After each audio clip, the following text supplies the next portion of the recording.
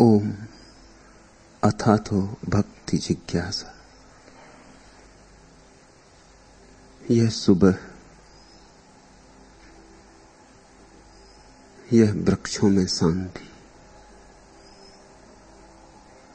पक्षियों की चहचहाहट, या कि हवाओं का वृक्षों से गुजरना, पहाड़ों का सन्नाटा, या कि नदियों का पहाड़ों से उतरना, या सागरों में लहरों की हलचल, नाद, या आकाश में बादलों की गड़गड़ाहट, यह सभी ओंकार है। ओंकार का अर्थ है सार ध्वनि, समस्त ध्वनियों का सार। ओंकार कोई मंत्र नहीं, सभी छंदों में छिपी हुई आत्मा का नाम है। जहां भी गीत है वहां ओंकार है, जहां भी वाणी है वहां ओंकार है, जहां भी ध्वनि है वहां ओंकार है। और ये सारा जगत ध्वनियों से भरा है। इस जगत की उत्पत्ति ध्वनि में है, इस जगत का जीवन ध्वनि में, और इस जगत का विसर्जन भी ध्वनि में। ओम से सब पैदा हुआ, ओम में सब जीता, ओम में सब एक दिन लीन हो जाता है।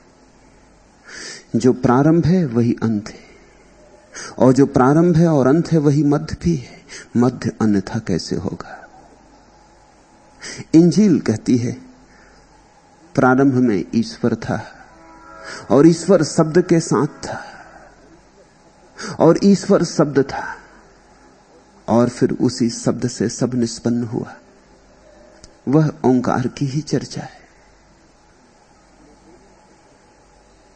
मैं बोलूं तो ओंकार है, तुम सुनो तो ओंकार है, हम मौन बैठे तो ओंकार है। जहां लयबद्धता है वही ओंकार है। सन्नाटे में भी स्मरण रखना, जहां कोई नाद नहीं पैदा होता वहां भी छुपा हुआ नाद है। मौन का संगीत, शून्य का संगीत। जब तुम चुप हो तब भी तो एक गीत झरझर बहता है। जब वाणी निर्मित नहीं होती तब भी तो सूक्ष्म में छंद बंधता है, अप्रगट है, अव्यक्त है, पर है तो सही। तो शून्य में भी और शब्द में भी ओंकार निमज्जित है। ओंकार ऐसा है जैसे सागर, हम ऐसे हैं जैसे सागर की मछली।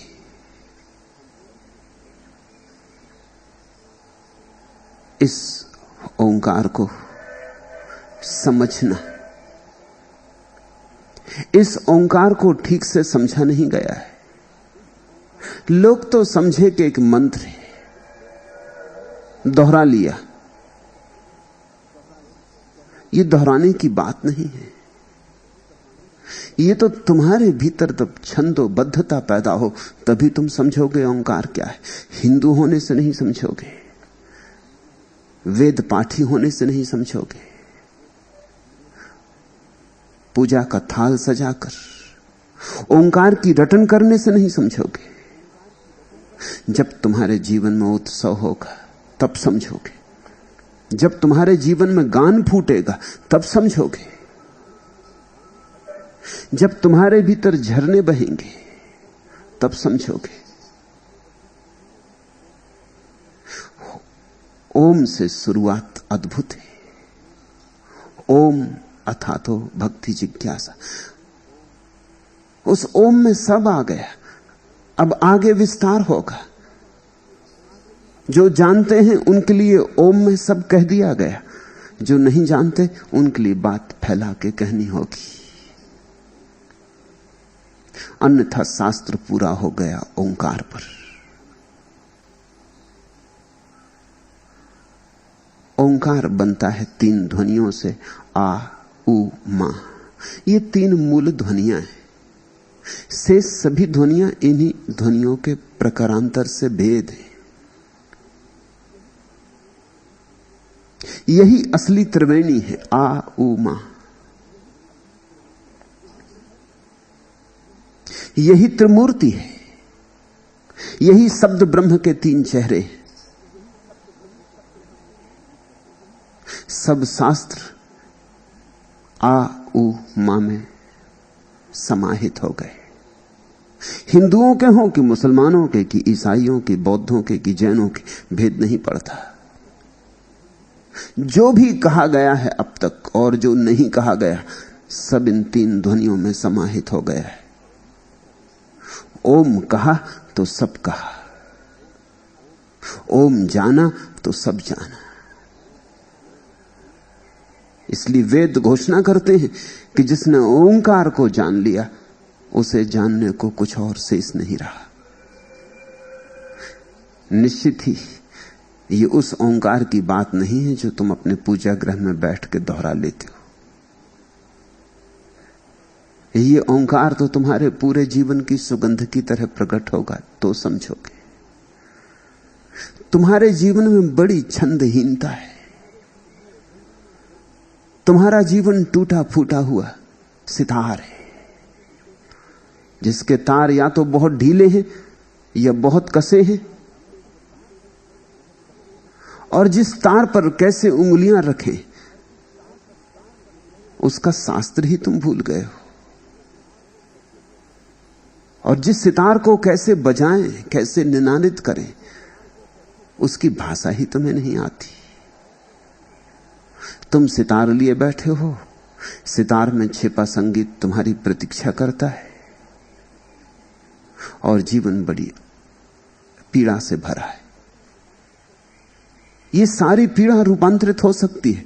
तुम गाओ, तुम गुनगुनाओ, तुम्हारे भीतर की सरिता बहे,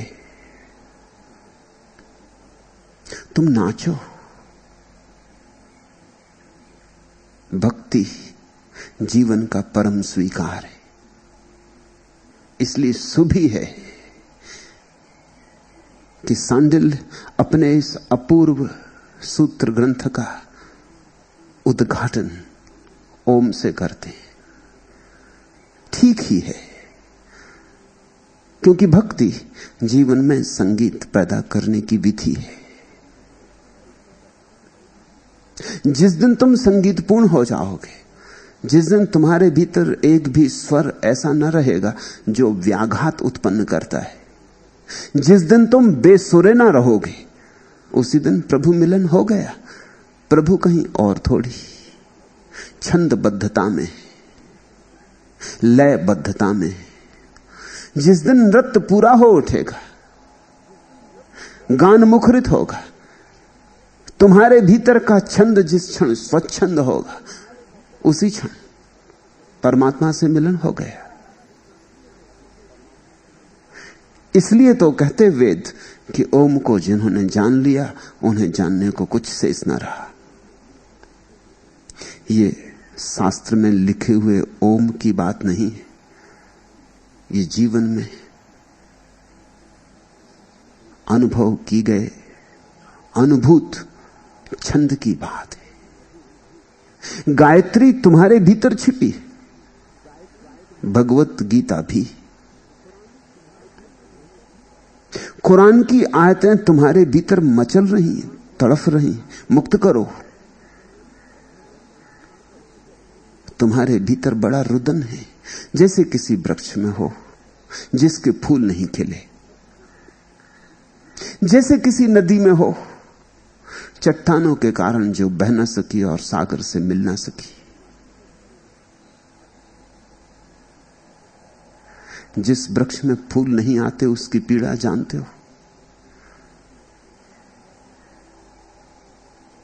है और नहीं जैसा।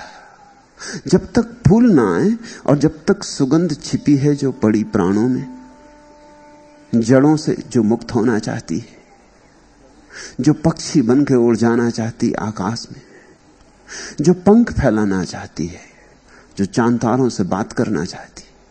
बहुत दिन हो गए कारागृह में जड़ों की पड़े पड़े, जो छूट जाना चाहती है सब जंजीरों से। जब तक वह सुगंध फूलों से मुक्त ना हो जाए तब तक वृक्ष तृप्त कैसे हो, तब तक कैसी तृप्ति, कैसा संतोष, कैसी शांति, कैसा आनंद। तब तक वृक्ष उदास है। ऐसे ही वृक्ष तुम हो, तुम्हारे भीतर ओंकार पड़ा है, बंधन में, जंजीरों में। मुक्त करो उसे, गाओ, नाचो, ऐसे नाचो कि नाचने वाला मिट जाए और नाच ही रह जाए। उस क्षण पहचान होगी ओंकार से। ऐसे गाओ कि गायक ना बचे, गीत ही रह जाए। उस क्षण तुम भगवत गीता हो गए।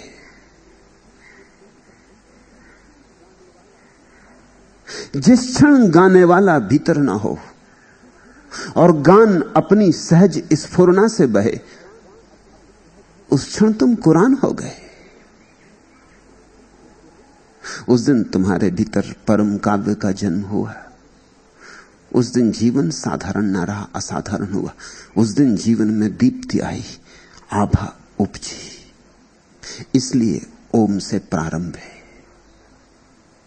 इस ओम में इशारा है कि तुम अभी ऐसे वृक्ष हो जिसके फूल नहीं खिले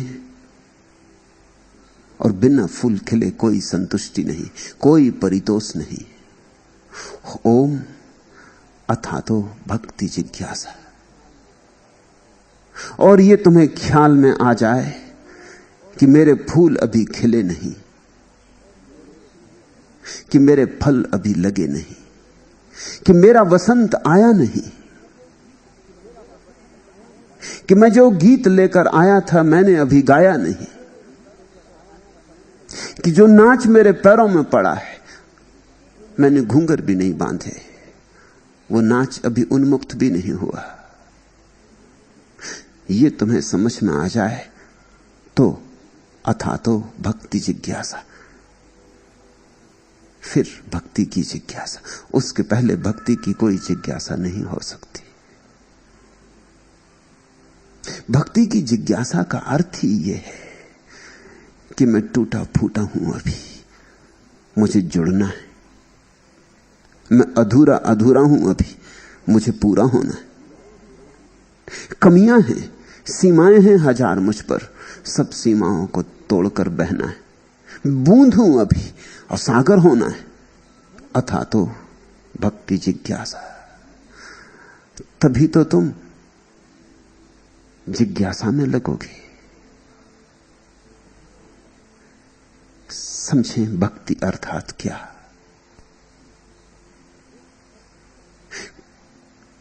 एक तत्व हमारे भीतर है जिसको प्रीति कहें।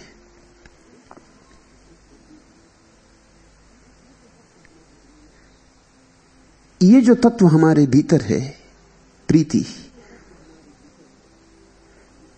इसी के आधार पर हम जीते। चाहे हम गलत ही जिए तो भी हमारा आधार प्रीति ही होता है। कोई आदमी धन कमाने में लगा है, धन तो ऊपर की बात है, भीतर तो प्रीति से ही जी रहा है। धन से उसकी प्रीति है। कोई आदमी पद के पीछे पागल है। पद तो गौण है, प्रतिष्ठा की प्रीति है। जहां भी खोजोगे तो तुम प्रीति को ही पाओगे।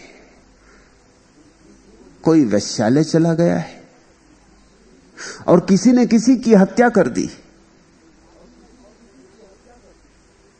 पापी में और पुण्यात्मा में तुम एक ही तत्व को एक साथ पाओगे। वह तत्व प्रीति है। फिर प्रीति किससे लग गई उससे भेद पड़ता है। धन से लग गई तो तुम धनी होकर रह जाते हो, ठीकरे हो जाते हो,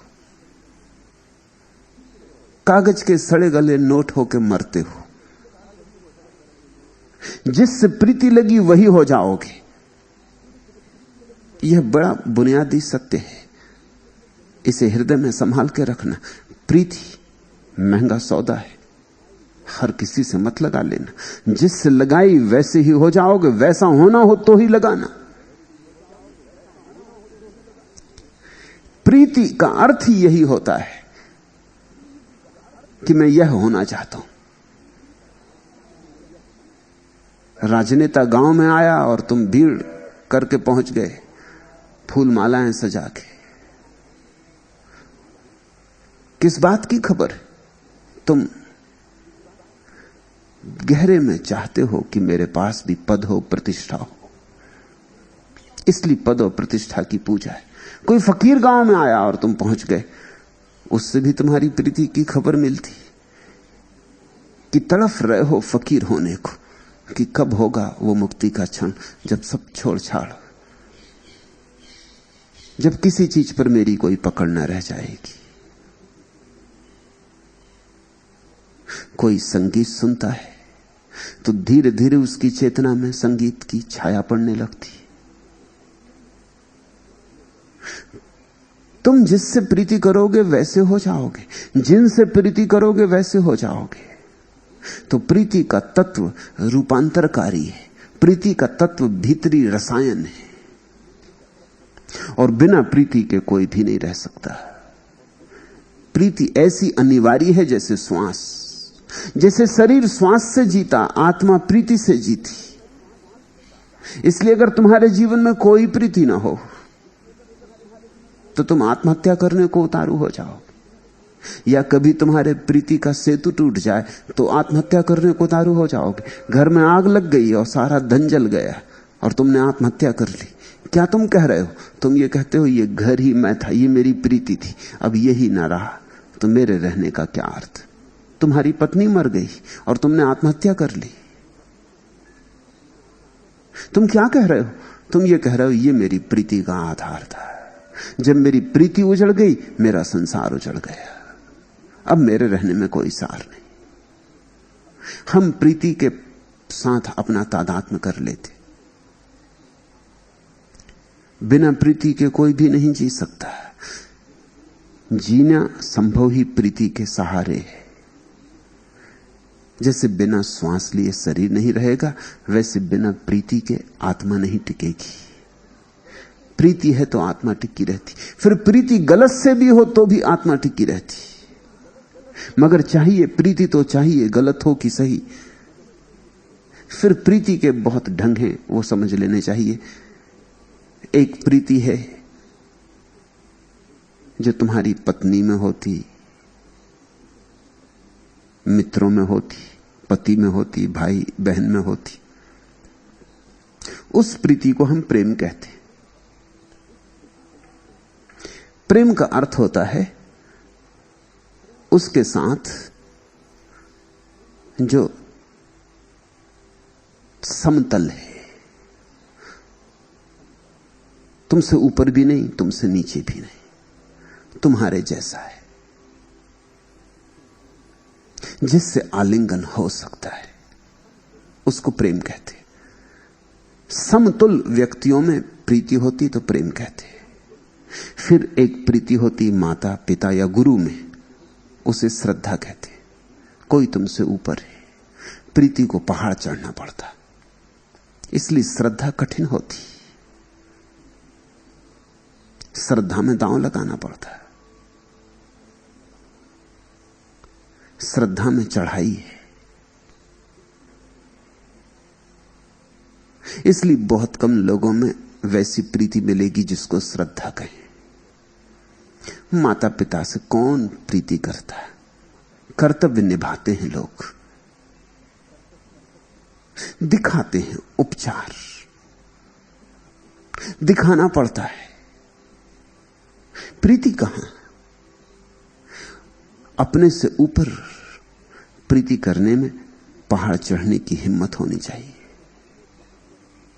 और ध्यान रखना, तुम अपने से ऊपर जितने ऊपर प्रीति करोगे उतने ही तुम ऊपर जाने लगोगे, तुम्हारी चेतना ऊर्ध्वगामी होगी। इसलिए तो हमने श्रद्धा को बड़ा मूल्य दिया है सदियों से, क्योंकि श्रद्धा आदमी को बदलती, अपने से पार ले जाती। तुम्हारे हाथ तुमसे ऊपर की तरफ उठने लगते और तुम्हारे पैर किसी ऊर्ध्व गमन पर गतिमान होते। तुम्हारी आंखें ऊंचे शिखरों से टकराती और चुनौती लेती। जिसके जीवन में श्रद्धा नहीं है उसके जीवन में विकास नहीं, विकास हो ही नहीं सकता। किसी को महावीर में श्रद्धा है तो विकास होगा, किसी को बुद्ध में तो, कृष्ण में तो, क्राइस्ट में तो श्रद्धा से विकास होता है। कृष्ण क्राइस्ट तो सब खूंटियां हैं, कहां तुमने अपनी श्रद्धा टांगी। ये बात गौण है, मगर श्रद्धा कहीं ना कहीं टांगना जरूर। ये बात बहुत महत्वपूर्ण नहीं है कि तुमने महावीर चुना कि मोहम्मद, कि कृष्ण चुने कि क्राइस्ट। इसमें बहुत मूल्य नहीं है। मूल्य इस बात में है कि तुमने श्रद्धा का कोई पात्र चुना, तुमने कोई चुना जो तुमसे पार है, तुमने कोई चुना जो आकाश में धवल शिखरों की भांति। उस चुनाव में ही यात्रा शुरू हो गई। तुम्हारी आंखें ऊपर उठने लगी, तुमने जमीन पर गड़े गड़े चलना बंद कर दिया, तुमने जमीन पर सरकना बंद कर दिया, तुम्हारे पंख फड़फड़ाने लगे। आज नहीं कल तुम उड़ोगे, क्योंकि जिससे श्रद्धा लग गई है उस तक जाना होगा। यात्रा कठिन होगी तो भी जाना होगा, लाख कठिनाइयां होंगी तो भी जाना होगा। प्रीति लग जाए तो कठिनाइयों का पता नहीं चलता। तो एक प्रीति है श्रद्धा, अपने से ऊपर, वो ऊर्ध्वगामी।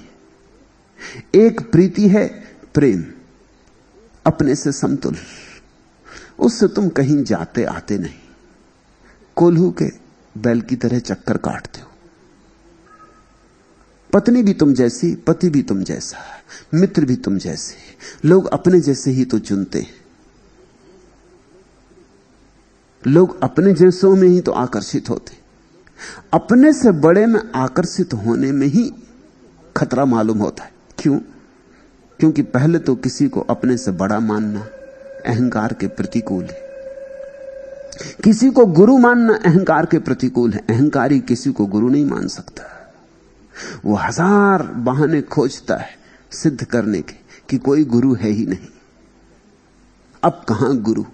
सतयुग में होते थे, ये कलयुग है। अब कहां गुरु? ये पंचम काल है। अब कहां गुरु? सब कहानियां हैं, कपोल कल्पनाएं हैं। बचाता है अपने को, क्योंकि गुरु चुनने में ही तुमने एक बात जाहिर कर दी कि अब तुम्हें चुनौती स्वीकार करनी पड़ेगी। तुम जहां हो वहीं समाप्त नहीं हो सकते हो, ऊपर जाना है। इसलिए लोग अपने ही समान व्यक्तियों को चुनते हैं,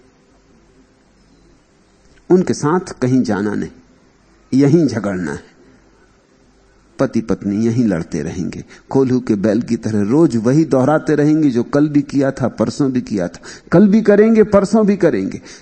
पूरा जन्म निकल जाएगा और वही पुनरुक्ति पुनरुक्ति, नहीं कोई गति होती, हो नहीं सकती। तीसरा प्रेम है, प्रीति है, जिसे हम स्नेह कहते, वो अपने से छोटों के प्रति। पुत्र, कन्यादिक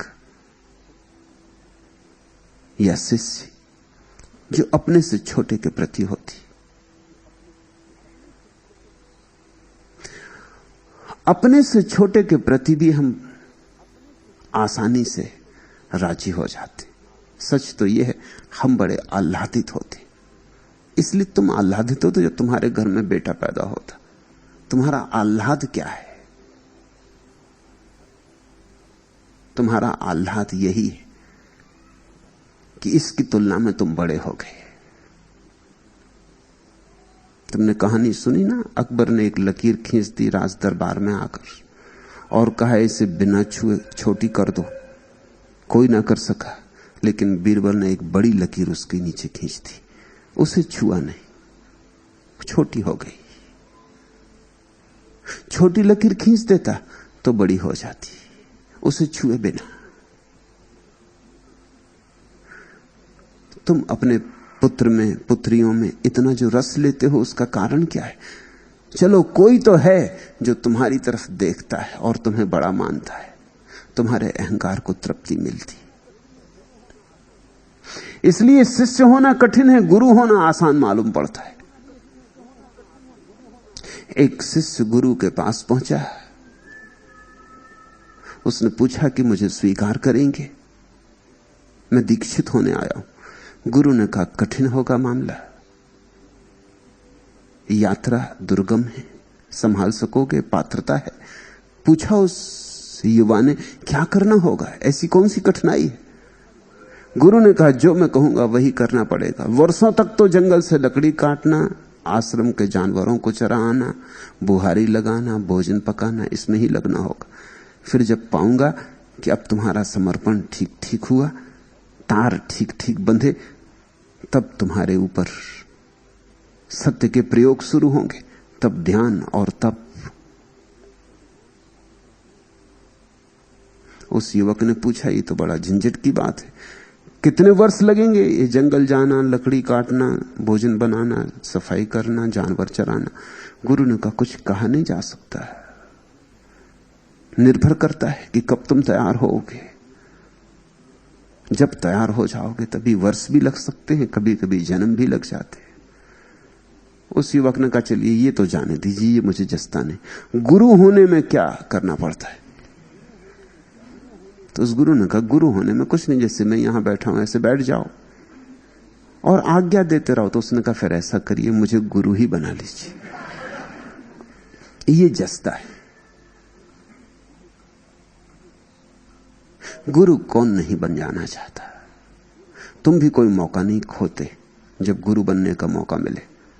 किसी को अगर तुम पालो किसी हालत में कि सलाह की जरूरत है, तो तुम्हें चाहे सलाह देने योग्य पात्रता हो या ना हो, तुम जरूर देते हो। तुम चूकते नहीं मौका। कोई मिल भर जाए मुसीबत में, तुम उसकी गर्दन पकड़ लेते हो, तुम उसको सलाह पिलाने लगते हो। और ऐसी सलाहें जो तुमने जीवन में खुद भी कभी स्वीकार नहीं की, जिन पर तुम कभी नहीं चले, जिन पर तुम कभी चलोगे भी नहीं, लेकिन किसी और ने तुम्हारी गर्दन पकड़ के तुम्हें पिला दी थी, अब तुम किसी और के साथ बदला ले रहे हो। दुनिया में सलाहें इतनी दी जाती, मगर लेता कौन? कोई किसी की सलाह लेता? तुमने कभी किसी की ली? और ख्याल रखना, जिसने भी तुम्हारी असहाय अवस्था का मौका उठा के सलाह दी है, उससे तुम नाराज हो, अभी भी नाराज हो, तुम उसे क्षमा नहीं कर पाए हो, क्योंकि तुम असमय में थे और दूसरे ने फायदा उठा लिया। तुम्हारे घर में आग लग गई थी और कोई ज्ञानी तुमसे कहने लगा क्या रखा है, ये संसार तो सब जल ही रहा है, सब जल ही जाएगा, सब पड़ा रह जाएगा, सब ठाट पड़ा रह जाएगा जब बांध चलेगा बंजारा। अरे यहां रखा क्या है? ये बातें तो तुम्हें भी मालूम है, लेकिन तुम्हारा घर जल रहा है और इन सज्जन को सलाह देने की सूझी। तुम्हारी पत्नी मर गई हो, कोई कह रहा है कि आत्मा तो अमर है। तुम्हारी तबीयत होती है कि इसको यहीं दुरुस्त कर दो, इस आदमी को। मेरी पत्नी मर गई है, इसे ज्ञान सूझ रहा है, और तुम भली भांति जानते हो कि इसकी पत्नी जब मरी थी तब ये भी रो रहा था, और कल जब इसका बेटा मरेगा तो फिर ये जार जार रोएगा। तब तुम्हारे हाथ में एक मौका होगा कि तुम भी बदला ले लोगे, तुम भी सलाह दे दोगे। सलाहें एक दूसरे का अपमान है। सलाह का मतलब यह होता है तुम सिद्ध कर रहे हो मैं जानता हूं, तुम नहीं जानते, मैं ज्ञानी, तुम अज्ञानी। तुम मौका पाके गुरु बन रहे हो। जांचना, अपने जीवन को जरा परखना। हर किसी को सलाह देने को तैयार हो। कोई सिगरेट पी रहा है और तुम्हारे भीतर एकदम खुजलाहट होती कि इसको सलाह दो कि सिगरेट पीना बुरा है,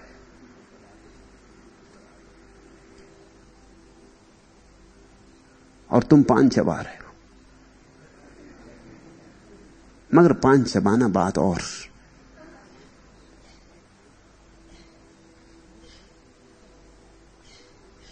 लेकिन तुम सलाह देने का मौका नहीं छोड़ोगे। तुम्हारे बाप ने तुम्हें सलाह दी थी और तुमने एक ना मानी, और वे ही सलाहें तुम अपने बेटों को पिला रहे हो। वे भी नहीं मानेंगे।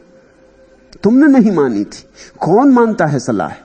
क्यों सलाहें नहीं मानी जाती? कारण है, देने वाला अहंकार का मजा लेता है, लेने वाले के अहंकार को चोट लगती। तुम्हारे घर बेटे बेटियां पैदा हो जाती, तुम बड़े खुश होते। तुमको ये असहाय प्राणी मिल गए जिनको अब तुम जैसा चाहो बनाओ, जहां चाहो भेजो, जो आज्ञा दो इन्हें मानना ही पड़े। मनोवैज्ञानिक कहते हैं कि बच्चों के साथ सदियों में जो अत्याचार हुआ है, वैसा अत्याचार किसी के साथ कभी नहीं हुआ।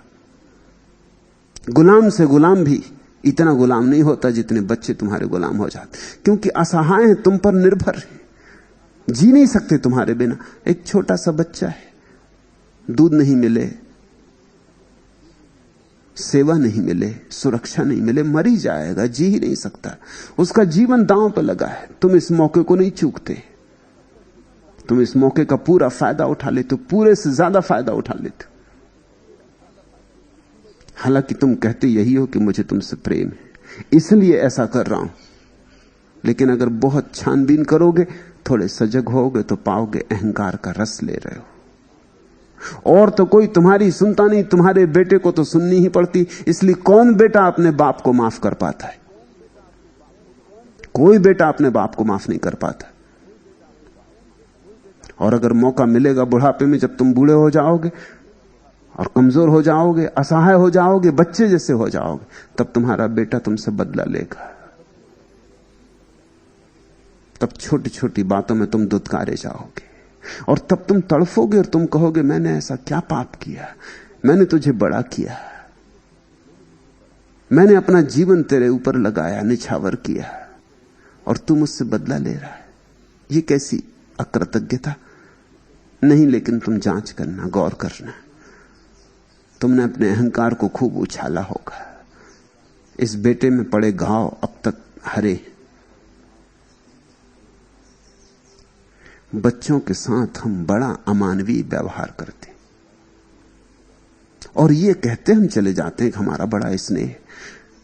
अपने से छोटे के प्रति जो प्रीति होती है, उसका नाम स्नेह। मेरे देखे अपने से छोटे के प्रति सच्ची प्रीति और ठीक प्रीति तभी होती है जब अपने से बड़े के प्रति श्रद्धा हो, अन्यथा नहीं होती, अन्यथा झूठी होती। जिस व्यक्ति के जीवन में अपने से बड़े के प्रति श्रद्धा है, सम्यक श्रद्धा है, उस व्यक्ति के जीवन में अपने से छोटे के प्रति सम्यक स्नेह होता है।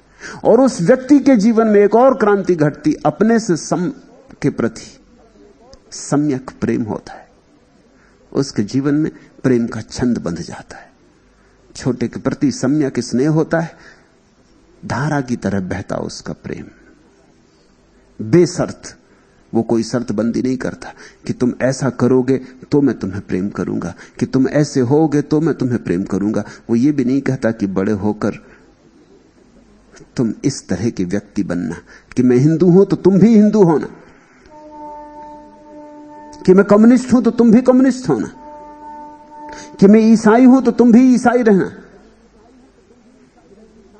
कि मैं चाहता हूं कि तुम डॉक्टर बनो कि इंजीनियर बनो तो इंजीनियर ही बनना। नहीं, वो कोई आग्रह नहीं रखता।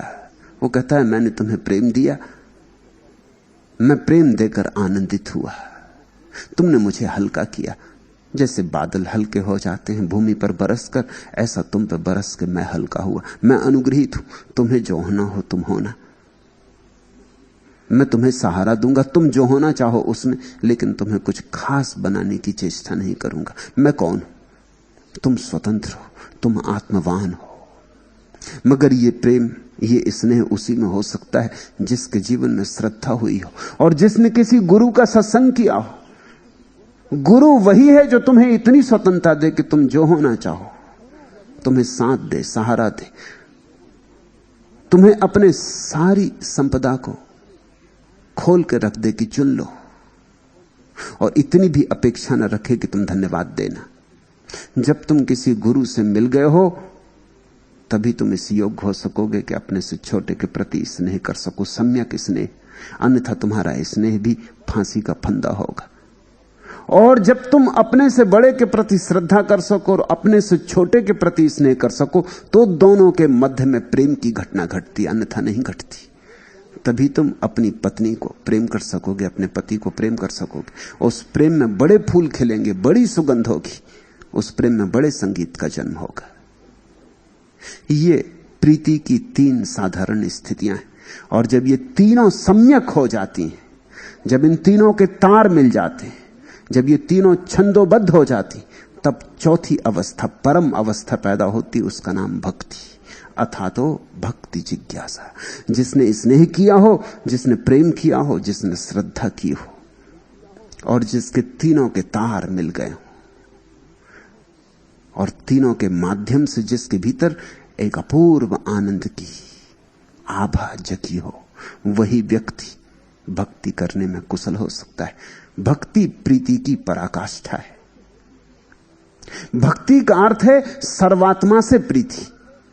छोटे से कर ली, समान से कर ली, बड़े से कर ली, अब सर्वात्मा से, अब परमेश्वर से। परमेश्वर कोई व्यक्ति नहीं है, ख्याल रखना बार बार।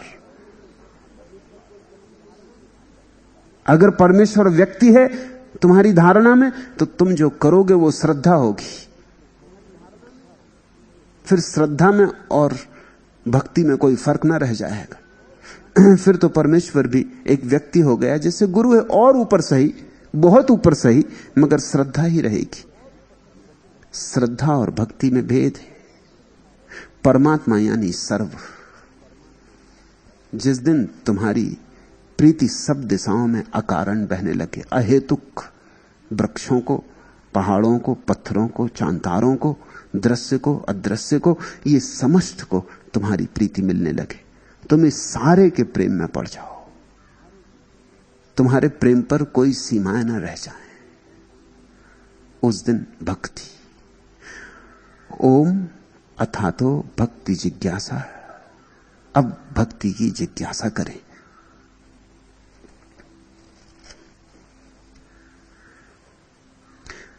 सा परा अनुरक्ति ईश्वरे। ईश्वर के प्रति संपूर्ण अनुराग का नाम भक्ति। ऐसा हिंदी में जगह जगह अनुवाद किया जाता है। मूल ज्यादा साफ है। अनुवाद कहता है ईश्वर के प्रति संपूर्ण अनुराग का नाम भक्ति है। मूल कहता है सा परा अनुरक्ति। परा, वो जो 3 प्रीतियां थी उनका नाम है अपरा। श्रद्धा, प्रेम, स्नेह,